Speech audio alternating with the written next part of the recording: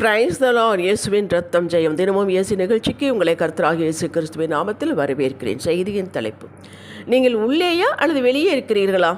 ஆதார வசனம் என்னாகும் 13வது அதிகாரம் 33வது வசனம். அங்கே ராட்சச பிறவியான ஏனாக்கின் குமாராக ராட்சசரை கண்டோம். நாங்கள் எங்கள் பார்வைக்கு வெட்டுக்கிளிகளைப் போல இருந்தோம், அவர்கள் பார்வைக்கு அப்படியே இருந்தோம் என்ற துர்ச்செய்தியை பரவச் செய்தார்கள்.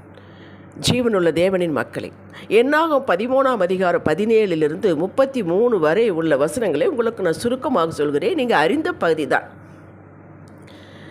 மோசே 12 ஒரு கோத்திரத்துக்கு ஒருவராக 12 பேரை செலக்ட் பண்ணி கானான் தேசம் போய் பார்த்துவிட்டு வாருங்கள், அது எப்படிப்பட்ட தேசம் என்று அனுப்புகிறான். அங்கே போய் பார்த்துவிட்டு அங்கே இருக்கிற சில கனிகளை கொண்டு வாருங்கள் என்று சொல்லி அனுப்புகிறான். அவர்கள் போகிறார்கள். 40 நாள் கழித்து வருகிறார்கள். அதே போல் அந்த கனிகளை சுமந்து கொண்டு வருகிறார்கள். வந்ததும் மோசேயிடம் 10 பேர் பேசுகிறார்கள். என்ன பேசுகிறார்கள்? போனோம், அது பாலும் தேனும் ஓடுகிற தேசம்தான், ஆனால் அங்கே ராட்சச பிறவிகள் நம்ம கண்டோம்.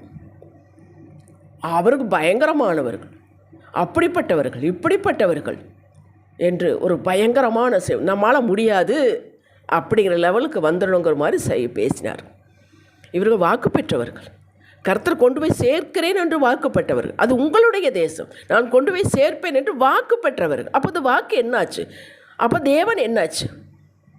ஆனால் காலேபும் யோசுவாவும் மட்டும் அவர்கள் நல்ல செய்தியை சொல்லுகிறார்கள்.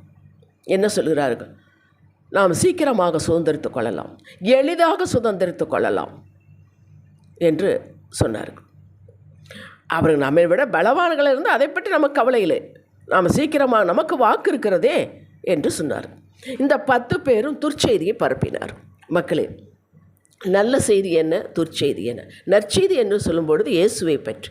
அவர் எதற்காக வந்தார்? நமக்கு வந்து விட்டார்.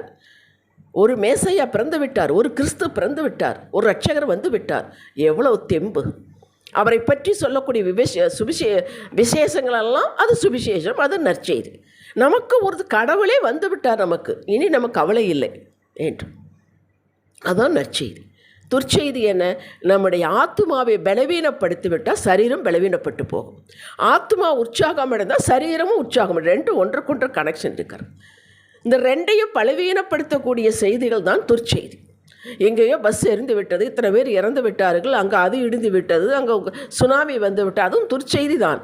அதை காட்டிலும் மோசமானது நம்முடைய ஆத்மாவை பலவீனப்படுத்தக்கூடிய செய்தி தான் துர்ச்செய்தி.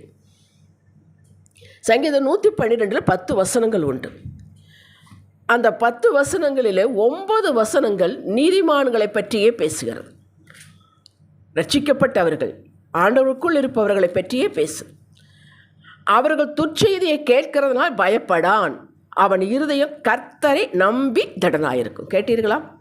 நம்முடைய நம்பிக்கை யார் மேல் இருக்கிறது? ஒரு மனிதன் மேல் இல்லை, ஒரு கலெக்டர் மேல் இல்லை, ஒரு முதலமைச்சர் மேல் இல்லை, அல்லது மாமனார் மாமியார் அவங்க இவங்க மேல் இல்லை.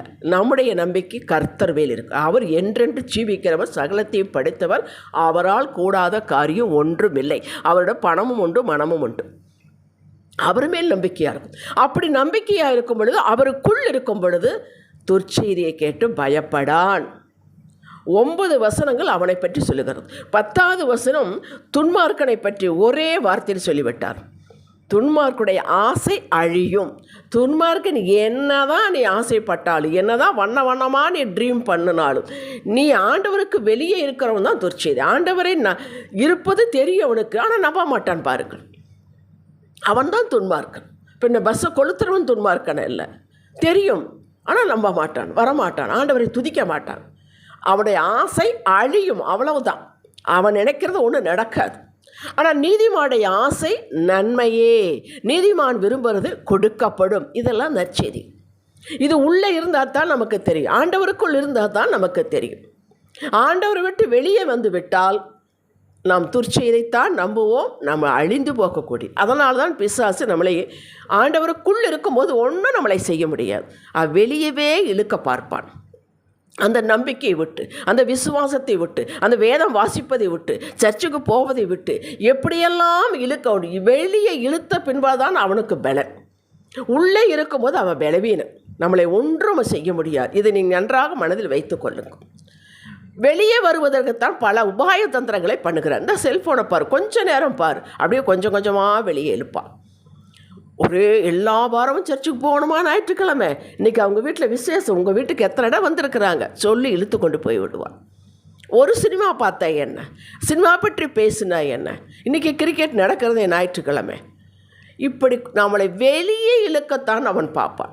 வெளியே இழுத்தவன் அவன் பலவான் ஆகி விடுவான், நாம் பலவீனமாகி விடுவோம். கேட்டீர்களா?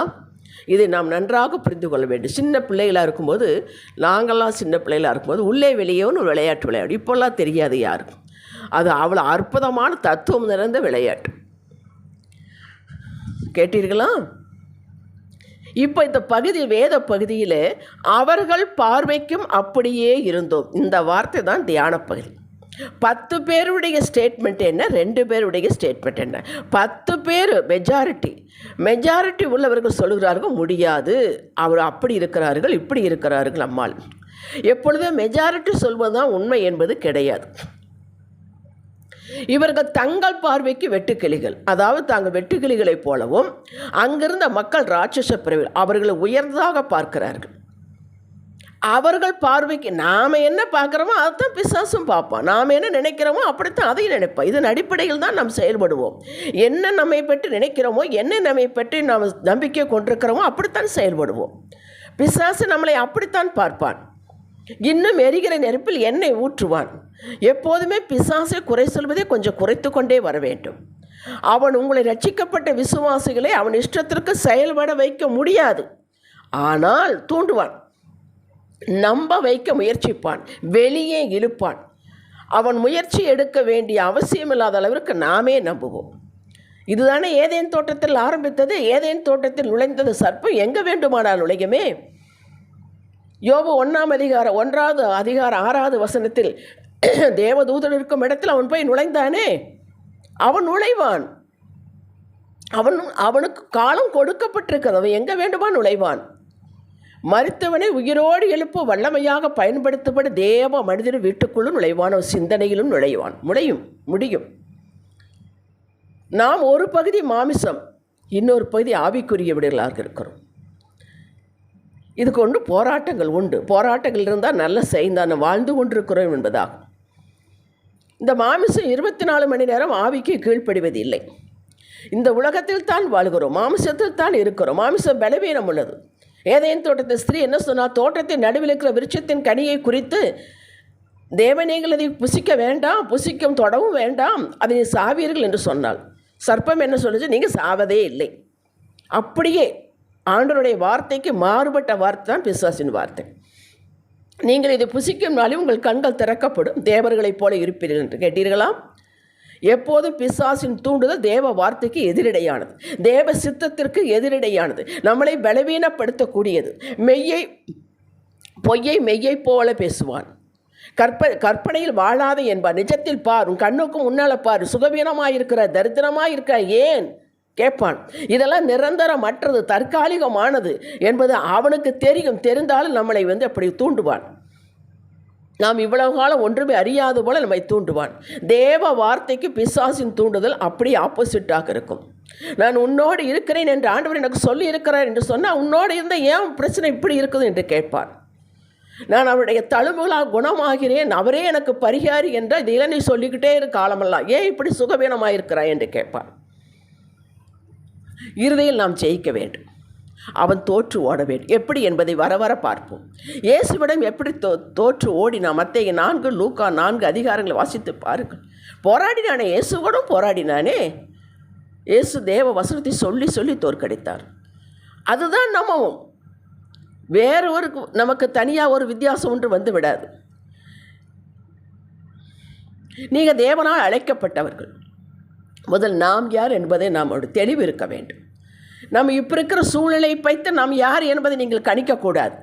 நான் தனிமையாக இருக்கிறேன், எனக்கு உதவி யாரும் இல்லை, நான் தொட்டதெல்லாம் விளங்க மாட்டேங்குது, எங்கள் வீட்டில் பிரச்சனை, சமாதானம் இல்லை, இதை வைத்து நீங்கள் யார் என்று பார்க்காதீர்கள். பார்த்தா விழுந்து விடுவீர்கள்.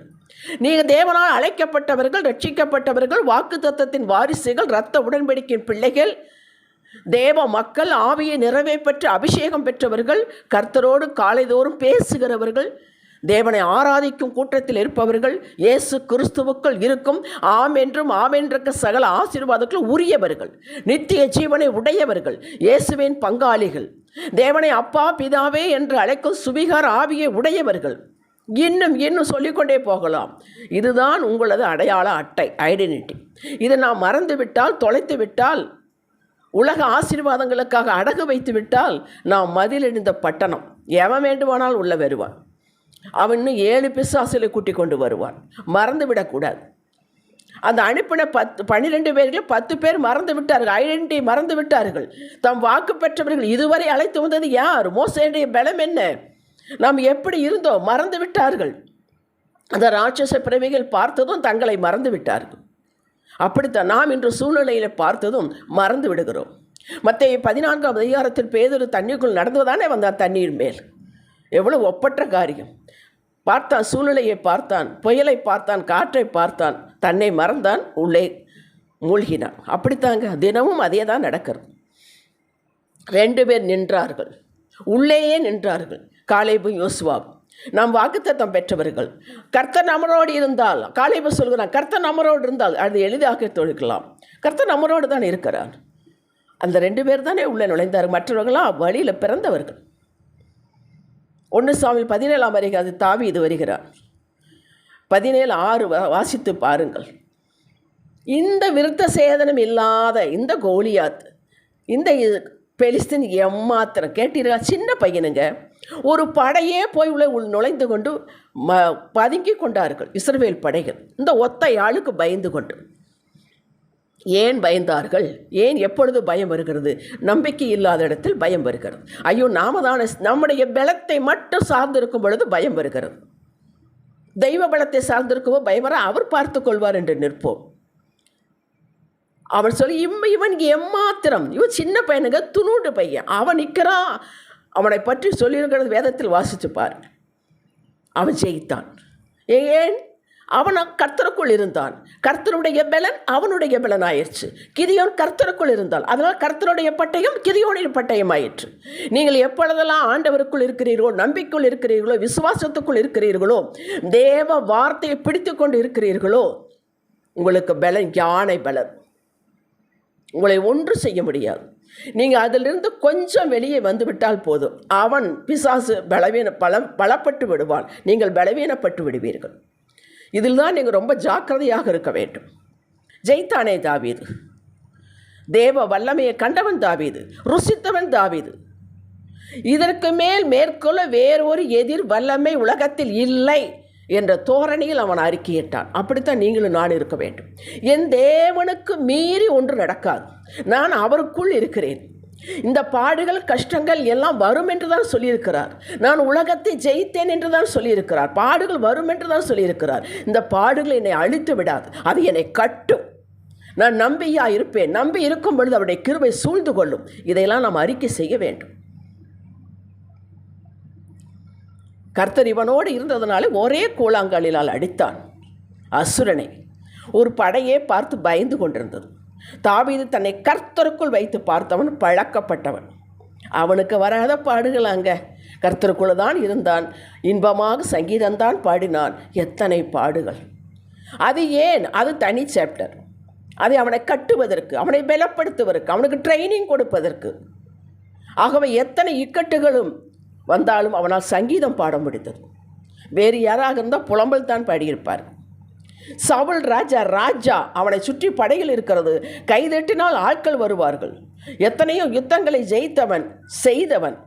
கோலியாத் விஷயத்தில் புலம்பல் பாடினான். ஏன்?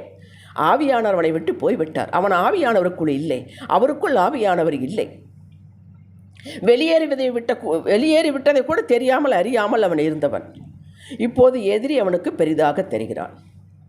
கஷ்டங்கள், வேதனைகள், பாடுகள் எப்பொழுது நமக்கு பெரிதாக தெரியும்? நாம் நம்மையே நம்பி இருக்கும் பொழுது. கர்த்தரை பார்த்து கொள்வார் என்று கர்த்தரை இழுத்து வைத்து அவருக்குள் இருந்தால் இவைகளெல்லாம் ஒன்றுமே இல்லை. களிம்பை போல நீக்கி விடுவார். அப்படித்தான் வேதம் சொல்லுகிறது. பிரியமானவர்களே, தாவீதை நினைத்து கொள்ளுங்கள். எதிரி பெலிஸ்தியன் கையில் அகப்பட்ட கூடுப அவன் சங்கீதம் தான் பாடினான். தேவ வார்த்தையைத்தான் பேசினான். சங்கீதம் 16:8 கர்த்தரை எனக்கு முன்பாக வைத்திருக்கிறேன், அவர் வலது வாசல் இருக்கிறபடியே நான் அசைக்கப்படுவது. முன்னால் தான் வச்ச எப்படி வலது பக்கம் போனார், எங்கள் பிரச்சனையும் அங்கே நிற்பார். சங்கீதம் 62:2 5வது வசனம் 6, 7 இதெல்லாம் உங்களை பலப்படுத்தும். நான் நம்புகிறது கர்த்தராலே வரும் என்றான். நமக்கு தைரியம் கொடுக்கும். சங்கீதம் 62:8 எல்லாம் வாசி, நான் அசைக்கப்படுவதே இல்லை என்கிறான். பொருளாதாரத்தில், சுகத்தில், சமாதானத்தில் நீங்கள் பின்தங்கி குறைவுள்ளவர்களாக இருக்கலாம். இதை மைண்ட் பண்ணாதீர்கள். இவைகள்லாம் தற்காலிகமானங்கள், போய்விடும். அவர் உங்கள் மேலே கோபம் இல்லை, நீங்கள் தான் குற்றப்படுத்திக் கொள்கிறீர்கள். அவர் மார்க் போட்டுக்கொண்டே இருக்கிறது, நீ 50 மார்க், நீ 30 மார்க்கு, நீ பாஸே ஆகவில்லை. அதெல்லாம் மனிதர்கள். நீங்கள் ஆண்டவருடைய பிள்ளை, அவ்வளவுதான். நீங்கள் நீதிமான், நீங்கள் பரிசுத்தவான்கள், நீ செம்மையானவர்கள், நீங்கள் உத்தமர்கள். இதையெல்லாம் நீங்கள் மைண்டில் வையுங்கள். ஒரு வெண்வஸ்திரம் தரித்திருக்கிறோம் என்றால் நம்ம எப்படி பார்த்து பார்த்து உட்காருவோம். ஐயோ, இந்த இடத்துல குப்பை இருக்கும், இங்கே உட்காரவே வேண்டாம், நின்றுட்டே பேசலாம். அப்படி நாம் ஆண்டவருடைய பிள்ளைகள் என்பதால் நமக்கு இந்த ஜாக்கிரதை வந்துவிடும். நீங்கள் வாக்குத்தத்தம் பெற்றவர், சீக்கிரத்தில் வாக்கு நிறைவேறும். தேவ வார்த்தையை பேசுங்கள். நல்ல வளமான, சுகமான, சமாதான எதிர்காலத்தை சிந்தியுங்கள், தியானியுங்கள்.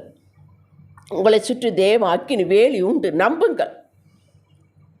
உங்களது உள்ளான மனிதனை பலப்படுத்தி உறுதியாக்கி தேவன் தன்னுடைய பாதையில் நிறுத்தி விடுவார். அதுக்கப்புறம் தான் கிரிகளை செய்வார். அந்த போராட்டம் தான் நடந்து கொண்டிருக்கிறது. நம்ம ஆண்டுடைய பாதைக்குள், சித்தத்துக்குள் வர்றது, எட்டி பார்க்கறது, ஓடிடுறது, எட்டி பார்க்கறது, ஓடிடுறது. உங்கள் மூலமாகவும் செய்வார், உங்களுக்கும் செய்வார், உங்களுக்குள்ளே செய்வார். இதுதான் ஆசீர்வதிக்கப்பட்டதும் ஆசீர்வாதமாக இருப்பது. இதுதான் இரட்டை ஆசீர்வாதம். இது தேவனுக்குள் சஞ்சரிக்கும் அனைவருக்கும் உண்டுங்க. கலர் கிடையாது, இந்த தேசம் என்பது கிடையாது, நீ பணக்காரனா ஏழையா என்பது கிடையாது. எல்லாருக்கும் உண்டு. அவர் மனிதன் அல்ல பாரபட்சம் பார்ப்பதற்கு. நீங்கள் பாக்கியவான்களாக இருப்பீர்கள். நீங்கள் உள்ளே இருந்தால் பாக்கியவான்கள், தெய்வத்துக்கு பயந்து நடந்தால் பாக்கியவான்கள்.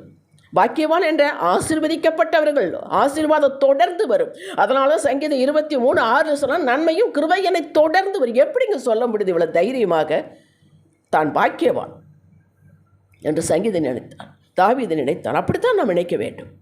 தொடர்ந்து வரும். தொடர்ந்து எங்கே வருதுங்க? பிரச்சனை தான் தொடர்ந்து வருது என்றால் அது உங்களை ஊன்ற கட்டுவதற்காக, நீங்கள் இன்னும் ஸ்திரப்படுவதற்காக. ஹல்லேலூயா. ஜெபிக்கலாம். தகப்பனே, எப்படிப்பட்ட பிரச்சனைகள் கலர் கலராக பெரிதாக வந்தாலும் இப்படி சொல்ல ஆவியானவர் எங்களுக்கு கற்றுக் கொடுத்திருக்கிறார். இப்படி பெரிய பருவதமே நீ எம்மாத்திரம், செருபாபலுக்கு முன்பாக, அதாவது உங்களுக்கு முன்பாக, அடியாளுக்கு முன்பாக சமபூமியாக, எவ்வளவு பெரிய பிரச்சனையாக இருந்தாலும் சமபூமியாகும். ஏனென்றால் நம்ம கர்த்தருக்குள் இருக்கிறோம். அவர் பலன், நம் பலன். கர்த்தருக்குள் இருப்பதே பலன், கர்த்தருக்குள் மகிழ்ச்சியாக இருப்பதே பலன். நம்முடைய சுய பலன் ஒன்றும் இல்லை. அவருடைய பலன் தான் நம்முடைய பலன். உள்ளே இருந்தால் இயேசுவே உங்கள் நாமம், உங்கள் வார்த்தை, உங்கள் ரத்தம் கொண்டு ஜெயம் எடுப்போம். அடியானுக்கு உதவி செய்யுங்கள். நாங்கள் அனுபவிதற்கு சகலத்தை சம்பூரணமாய் கொடுப்பேன் என்ற வார்த்தையை நிறைவேற்றி முடிக்க போவதற்காக தோத்திரம். எங்கள் தலையை உயர்த்துவதற்காக தோத்திரம். இயேசுவே நாமத்தில் பிதாவே. இன்றைய சிந்தனைக்கு, பிசாசிற்கு என்னிடத்தில் ஒன்றுமில்லை. என் சிந்தனை, பேச்சு, செயல் எல்லாம் இயேசுவை மகிமைப்படுத்துவதாகவே இருக்கும். நான் உள்ளேயே இருப்பேன்.